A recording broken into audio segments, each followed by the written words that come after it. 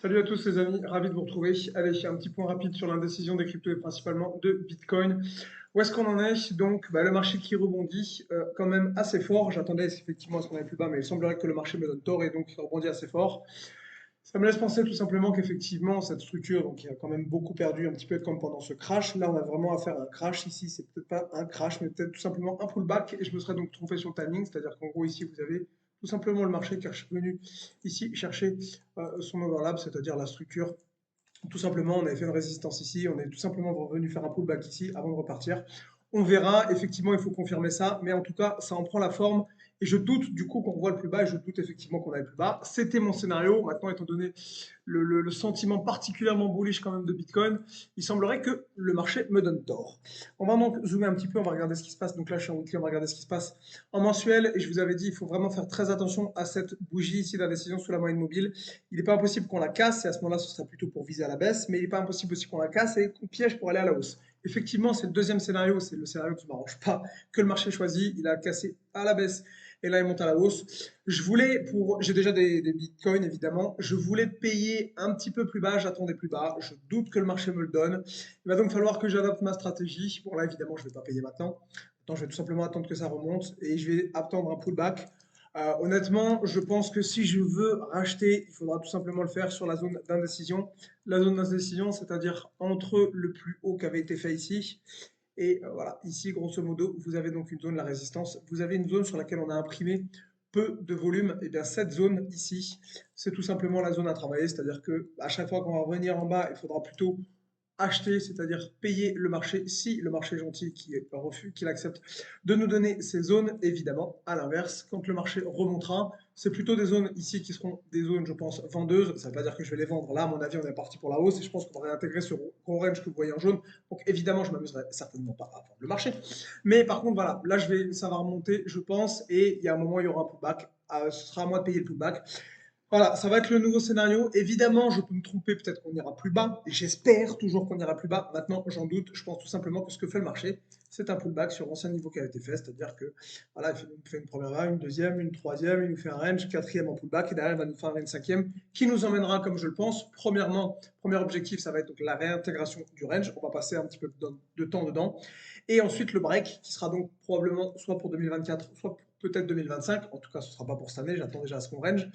Donc voilà, pourquoi pas mi-2024, fin 2024, ça peut être sympa, mais je pense toujours que cette ultime vague nous emmènera, je ne sais pas quelle structure ça va prendre évidemment, mais je pense toujours que on ira direction les 100 000, et même à mon avis, pourquoi pas, un petit peu plus. Donc voilà, il faut avoir des bitcoins en portefeuille, ceux qui n'en ont pas. Là évidemment, c'est pas le moment d'acheter puisqu'on est quand même en train de remonter. Là, vous ne pouvez pas faire grand-chose. Donc il faut tout simplement être patient. Dernier point que je voulais vous partager, alors ici je vais juste dézoomer un tout petit peu. Euh, Qu'est-ce qui me fait dire aussi qu'on a fait ce fameux pullback? Malheureusement, quelque chose que je n'avais pas vu. J'aurais dû être plus attentif, mais c'est ma faute. Je fais pas mal de trucs en ce moment et j'ai tout simplement pas vu. Ah, le chat arrête. Le chat qui me fait des horreurs. C'est quand vous vous mettez en délit. Regardez ce que nous a fait le marché, malheureusement. Ici, donc, il y avait l'ancien niveau que je viens de coller pile ici, d'accord? Ici, le marché vient balayer un petit peu la liquidité, remonte et vient faire le magnifique pullback ici. Juste, voilà, alors, on va virer ça juste sur ce niveau. Et ça, malheureusement, vous voyez, il est venu au point près chercher le niveau, là, juste un tout petit peu, et derrière, il s'est envolé. Ça, c'est évidemment embêtant, parce que ça veut tout simplement dire que on ne verra probablement pas ce niveau des 20 000. Et moi, je suis un petit peu comme un con, entre guillemets, puisque j'attendais plus bas pour éventuellement rentrer dedans. Bon, c'est pas grave.